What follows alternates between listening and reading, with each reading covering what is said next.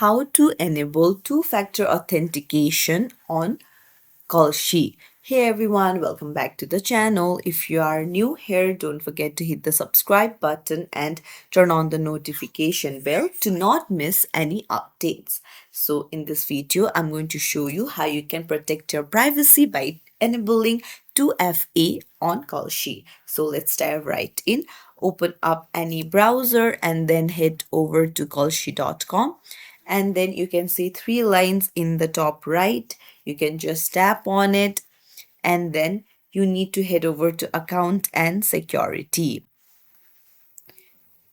You can choose text messages and email, or text messages only, email only, or authenticator app. So if you try to log in to Kalshi from any other device, then you will need to enter the verification code. So that's how you protect your privacy and prevent anyone from accessing your account, even if they know your password.